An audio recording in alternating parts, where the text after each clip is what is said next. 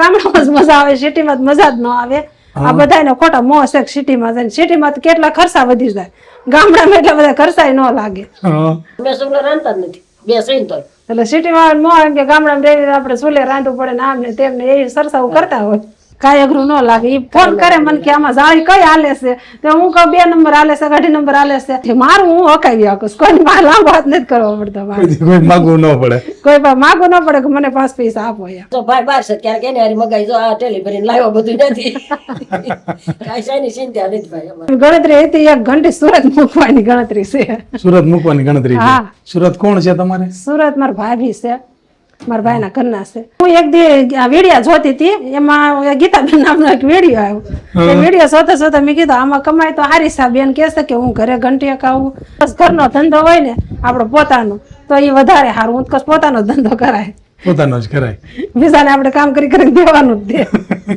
મિત્ર, આજ હું એક જગ્યા ઉપર જ્યાં ઊભો છું ને, ત્યાં એક ગીતાબેન નો જામનગર જિલ્લાની અંદરમાં જે વિડીયો જોયો ને, ત્યાં મારી સાથે આજ બીજા એક ગીતાબેન છે અમરેલી જિલ્લામાં, લાઠીની બાજુમાં રામપર ગામમાં. તો આજ હું સ્પેશિયલ એની મુલાકાત કરવા આવ્યો છું કે એ ગામમાં એ કંઈક જોબ પણ કરે છે અને સાથે સાથે આટાનો બિઝનેસ કરે છે. તો કેવી રીતનું બધું મેનેજ કરે છે ને એ જ ખાસ આપણે માહિતી લઈએ. તો નમસ્તે ગીતાબેન. નમસ્તે. કેમ છો? બસ આનંદ છે. આજ સ્પેશિયલ રાજકોટથી તમને મળવા જ આવ્યો કે તમે જો જોબ કરો છો અને એની સાથે કંઈક બિઝનેસ કરો છો, તો શું તમે એવું કરો છો? આ તમારો જ આખો પરિચય દિયો પહેલા તો. મેં એક ગીતાબેન નામનો વિડીયો જોયો, પછી મને એવું થયું કે મારે એક બિઝનેસ કરવો છે. હું આશા વર્કરમાં નોકરી કરું છું. સવારના ટાઈમે હું 9 થી મારે 12 નો ટાઈમ હોય એટલે ત્યાં સુધી હું નોકરી કરી આવું. ત્યાર પછી હું બોર પછી જે કઈ દવણ આવે એ હું મેં આ ઘંટી મૂક્યા પછી હું એ બિઝનેસ કરું છું ને દવણા દળું છું એમ. અચ્છા, તો તમે કેટલા દૈણા દરતાઈ છો આખો દીમાં? આખો દિવસના 15 થી 20 મણ દવણું દળાઈ જાય. 15 થી 20 મણ 20 મણ દવણું આરામથી દળાઈ જાય. તો 150 કિલો 200 કિલો 200-250 કિલો જેવું દવણું દળાઈ જાય. 200-250 કિલો દૈણું દરાય છે. હવે ઈ ગામમાંથી જે ઘઉં લઈને આવે ને દૈણા દરો તમે? હા, એના દવણા દળાઈ દો. હા, અને પછી તમે બાજરાનો લોટ કે એવું કઈ મજૂરો માટે ને એના માટે શું કરો? એટલે એ લોકો મકાઈ વધુ ખાય એટલે એની મકાઈ દળાય. અને હું રાખતી નથી અત્યારે, પણ ભવિષ્યમાં મારે એવો વિશ્વાસ છે કે થોડીક મકાઈ ઘઉં સાઈડમાં રાખું તો એ લોકોને બહારથી લાવવું ન પડે. તો અહીંથી હું લોટ દળીને દઈ દઉં. બરાબર, તમે અહીંથી લોટ દળીને જઈને દઈ દો. લોટ દળીને દઈ દઉં. તો રોજનું કેટલું કામ થઈ જતું હોય છે તમારે? 200-250 કિલો દૈણા દરો તો 250 કિલો એટલે મારે રોજનું તો 1000-1500 સુધીનું દવણું દળાય છે. કેટલું દરરોજનું દરાઈ જાય દૈણું? 15 થી 20 મણ દવણું દળાય જાય. બસ 15 થી 20 મણ થઈ જાય તો કેટલા રૂપિયાનું કામ થઈ જતું હોય છે અંદાજે?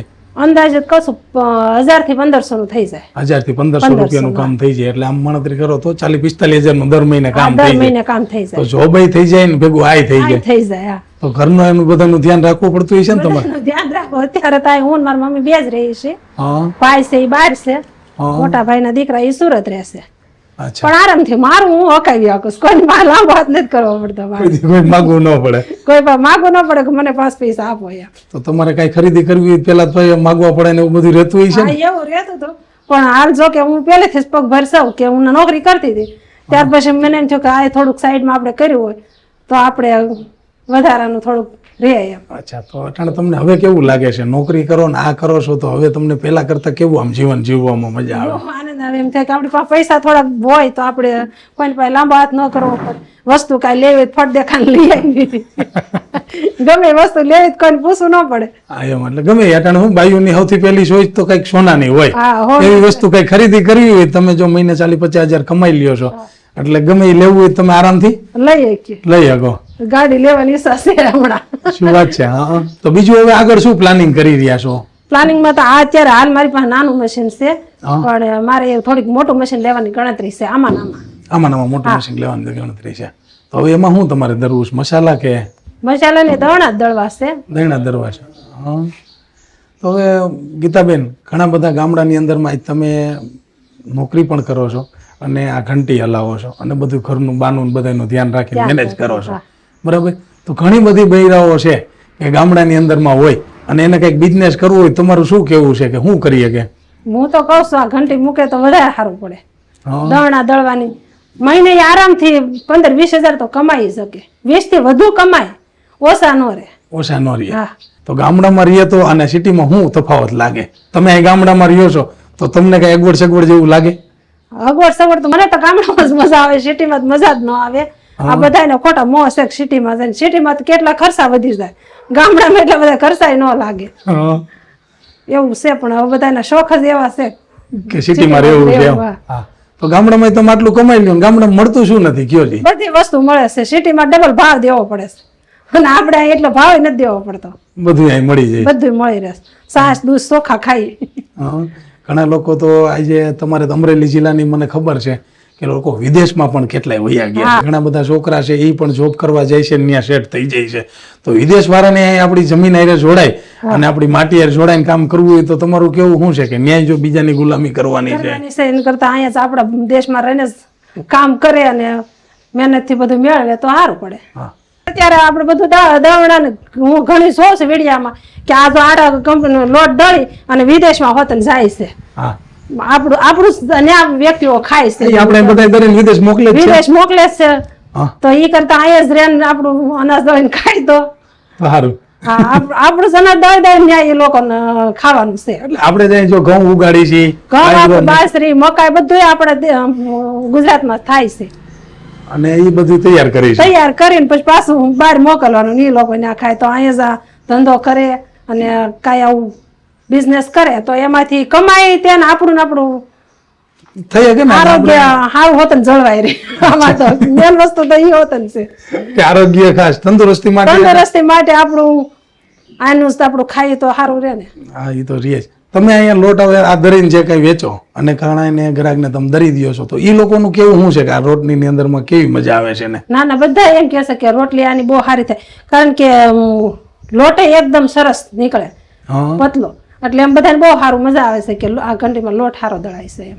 અને ઓલી પથ્થરવાળી પેલાની મોટી ઘંટી આવી હતી ને અત્યાર સુધી જો કે બધા એ જ દળતા હતા અને હવે આ હમણાં કીધું આ ઘંટીમાં દળાય છે તો બધાને આ જ ફાવી ગયું છે. શું વાત છે? હા, બધા મારા ગામના ગરાક, અમારા ગામમાં એક ઘંટી છે પણ ગામમાં બધા ગરાક મારા આઈને જ બંધાઈ ગયા છે. હવે તમે આગળ શું કરવા વિચારી રહ્યા છો બીજું હજી નેક્સ્ટ? નેક્સ્ટમાં એમ જ છે કે ભાઈ એમ કહે છે કે આ નાની થોડીક ઘંટી પડે છે મોટી તું લઈ લે. અચ્છા. એટલે આપણું હાલે કે એવી ગણતરી હતી. એક ઘંટી સુરત મૂકવાની ગણતરી છે. સુરત મૂકવાની ગણતરી છે? હા. સુરત કોણ છે તમારે? સુરત મારા ભાભી છે, મારા ભાઈના ઘરના છે. મેં એકવાર કીધું, મેં કીધું આ કરતા મોટું મશીન લઈને આપણે સુરત મૂકીએ. હા. તો સુરતમાં હાલે ને એ વસ્તી તો એટલી વસ્તી છે તો એટલી છે જ તે. અને ખાવા પીવા આમાં તમને એવું લાગે છે ક્યારે મંદી આવે એવું? નહીં, ક્યારે મંદી તો આવે જ નહીં. કાંઈ ન હોય તો આજે તમે 500 રૂપિયા તો મેળવી જ લ્યો. કઈ ન હોય તોય હા, તો નોકરી આખો દી જાય તડકે કામ કરી તો 500 નથી મળતું ને? નથી મળતા. હા. તો ઓલા આમાં તો કમાઈ જ લે. તો ગીતાબેન તમને આ વિચાર કેવી રીતનો આવ્યો કે આ ઘંટી હલાવીને આવું કંઈક કરવું જોઈએ? તમે તો સરસ મજાની જોબ કરો છો છતાંય તમને આ આઈડિયા આવ્યો એ કેવી રીતનો આવ્યો? એટલે હું એક દી આ વિડીયો જોતી હતી, એમાં ગીતાબેન નામનો એક વિડીયો આવ્યો. એ વિડીયો જોતા જોતા મેં કીધું આમાં કમાય તો સારી છે. બેન કહે છે કે હું ઘરે ઘંટી હકાવું, ખેતીવાડીની મજૂરી ખેતી કામે કરું છું, એના ઘરની ખેતી છે. એટલે એવું બધું મેં જોયું. મેં કીધું હું સાઈડમાં આ વસ્તુ કરું તો મારા માટે સારું જ છે એમ. હું આમાંથી એટલું કામ કરીને પગાર મેળવું છું તો આમાં ડબલ હું મેળવીશ. શું વાત છે? સાચું કે કેટલું થાય છે? એના કરતા ડબલ થાય છે કે 3 ગણું થાય? એની કરતા ડબલ થાય છે, નોકરી કરતા ડબલ થાય છે. નોકરી કરતા ડબલ થાય? નોકરીમાં માથે 8000 પગાર છે, એમાં કામગીરી પર હોય અમારે 7 થી 8000 પગાર રહે. અટાણે ઘણા લોકો જોબ કરે છે અને ભેગો કંઈક બિઝનેસ કરવા માંગતા હોય તો તમને બેયમાં શું તફાવત લાગે છે? નોકરીમાં મજા આવે કે હું તો કસ ઘરનો ધંધો હોય ને આપણો પોતાનો તો એ વધારે સારું. હું તો કસ પોતાનો ધંધો કરાય, પોતાનો જ કરાય, બીજાને આપણે કામ કરી કરીને દેવાનું જ દે. અને બીજું એ કહેતો હતો કે ઘણા લોકો અટાણે ઉંમર થઈ ગઈ હોય છતાંય કંઈક કરવા માંગતા હોય, બહાર જઈને કામ ન કરી શકતા હોય, મોટી ઉંમર હોય, સિનિયર સિટીઝન હોય, એ આમાં કામ કરી શકે. એ કામ કરી શકે. હા, એ આરામથી. હું જો ક્યાંક ગઈ હોય બહાર ગામ તો મારી મમ્મી હોત ને દળે વાળે. શું વાત છે? હા, એ નાખી દે. હા. એ દળે વાળે, કારણ કે આમાં બીજી જ કઈ માથાકૂટ છે નહીં કે આમ થાય તેમ થાય. ઓરી દીધું ને જે નંબરની જાળી હાલતી હોય રોટલીને હાલતી હોય રોટલીને ચાલુ કરી દે. તો ગીતાબેન તમારા બા તમારી હારે ભેગા જ છે હા. અને તમે સવારે તો જોબ ઉપર જાઓ, નોકરીએ ગયા હોય અને હલાવે તો બા તમે આ ઘંટી હલાવી લ્યો તો તમને કઈ એવું લાગે છે કે આ કાલવી અઘરી પડે કે એવું કઈ લાગે? ના ના, એમ કાંઈ અઘરું ન લાગે. એ ફોન કરે મને કે આમાં જાળી કઈ હાલે છે તો હું કહું 2 નંબર હાલે છે, 2.5 નંબર હાલે છે. જેમ કોઈ ભાખરીનું લઈને આવ્યા હોય, કોઈ મકાઈ લઈને આવ્યા હોય તો એ મને પૂછે કેટલા નંબરની એમાં જાળી હાલે છે. તો હું કહું એટલા નંબરની જાળી હાલે છે તો નાખી દે. હું આવ્યું છે કે ભાખરી આવી છે, મકાઈ આવી છે, એ પ્રમાણે હું નખાઈ દઉં તો એ નાખી દે. શું વાત છે? તો બા તમે હાવ હલાવી લ્યો ઘંટી? હા, હં.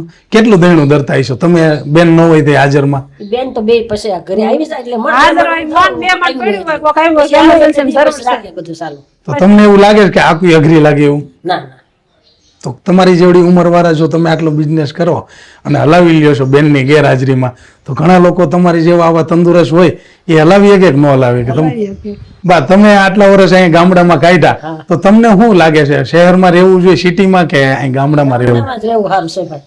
એમ તો ગામડામાં સિટીમાં શું તફાવત? તમારા તો એરિયામાં ઘણા બધા સિટીમાં રહેવા હોય ગયા, તો તમને શું લાગે છે? અમને અહીંયા સારું લાગે છે ને એને ના સારું લાગે બધાને. એમ નહીં, તો ઘણા લોકો અહીં ગામડે રહેવા તો તહેવાર કરવા, દિવાળી છે, સાતમ આઠમ છે, આવતા હોય તો તમે એને મળતા હોય તો એની બધાનું કેવું શું છે? અહીં મજા આવે કે સિટીમાં? અહીંયા અહીં ગામડામાં જ મજા આવે. ગામડામાં જ મજા આવે ભાઈ. હવે આ બધું છે ભાઈ. અમે હવે સોલો નથી જગવતા. આ ગેસ જગવી છે. અમે સોલો રાંધતા જ નથી. બે સહીન તોય. એટલે સિટીમાં નો એમ કે ગામડામાં રહીને આપણે ચૂલે રાંધવું પડે ને આમ ને તેમ ને એ સરસાવું કરતા હોય. સમજાઈ ગયું. અને બધું છે જ ને, જો ગેસ અહીં મળે. ગામડામાં શું સુવિધા નથી? બધું છે. હા, તમારે એવું લાગે સિટીમાં કઈ ગામડામાં સુવિધા ન મળે એવું કઈ છે? તમામ સુવિધા આપણા ગામડામાં મળે છે. ખાવા પીવામાં શ્રીખંડ ખાવો હોય તો મળે ને આઈસ્ક્રીમ ખાવો હોય તો વસ્તુ મળે. વેચવા આવે તો ઘરે બેઠા લેવા નથી જવું પડતું.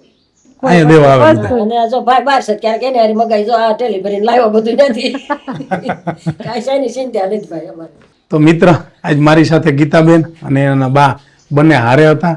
સરસ મજાનો જોબ કરે છે અને એની સાથે આટાનો બિઝનેસ કરે છે. નાનું એવું મશીન અમારો એક વિડીયો જોઈ અને લીધો અને આજ સરસ મજાનું 40-45 હજારનું જો મહિને કમાઈ લેતા હોય, તો તમારે જ પણ જો કંઈક આવો ગામડામાં રહીને બિઝનેસ કરવો હોય અને સિટીમાં રહેવા ન જવું હોય, તો જરૂર અમારી કંપનીની મુલાકાત લેજો. અમારી કંપની આટોમાઇઝ મેન્યુફેક્ચરિંગ પ્રાઇવેટ લિમિટેડ છે. અમે જ લોકો આવા ઘઉં દરવાના પલ્વરાઇઝર મશીન, ક્લિનિંગ મશીન, આટા મશીન, બેસન મશીન, મસાલા મશીન બધા બનાવી છે. જરૂર આ નંબર પર એકવાર કોન્ટેક્ટ કરો અને ગામડાની અંદરમાં બિઝનેસ કાંઈ પણ ડેવલપ કરવો હોય તો અમારી કંપનીની મુલાકાત જરૂર લેજો.